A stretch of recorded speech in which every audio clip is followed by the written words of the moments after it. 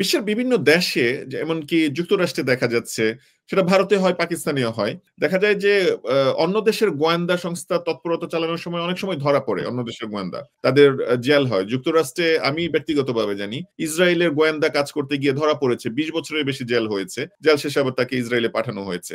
বাংলাদেশের যে র এত ওতপ্রোত ভাবে কাজ করে, বিভিন্ন জায়গায় র এর এজেন্ট আছে, বিভিন্ন জায়গাতে র ঢুকে পড়েছে, কাজ করছে, কখনো শোনা যায়নি যে কোনো ভারতীয় গোয়েন্দা বাংলাদেশে ধরা পড়েছে।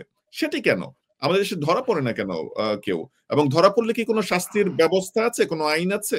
আচ্ছা, আমরা ধরা পড়বে কিভাবে? ভারতীয় গোয়েন্দা সংস্থা র তো আমাদের দিয়ে তারেক সিদ্দিকী ছিল, উনি তো র এর মেইন ম্যান ছিলেন, ওনার মাধ্যমে তো র কার্যকরী সকল কাজ করতেন। তো রকে ধরলে তো র কোনো স্বীকার করবে না, বলবেও না, বাট আমাদের সরকারই বলবে না।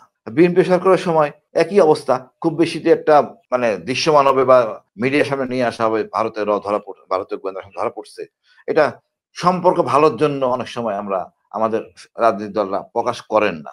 বাট ফৌজদারি অপরাধ যদি না করে, তাকে রাখার স্কোপ নাই, তথ্য নিয়ে ভারতে প্রেরণ করতে হবে। আর ফৌজদারি অপরাধ যদি করে বসে, তাকে দণ্ড দেওয়া সম্ভব। এই দণ্ড দিতে আমরা পারি নাই কেন এতদিন? কারণ ভারতের কাছে আমরা জিম্মি ছিলাম, রাজনীতিবিদরা, রাজনৈতিক দলরা। আমার মনে হয় এই জঞ্জাল থেকে বেরিয়ে পারছি। এখন যাদেরকে ধরা হবে যথাযথ ব্যবস্থা গ্রহণ করবে ইনশাআল্লাহ। জি, ধন্যবাদ আপনাকে।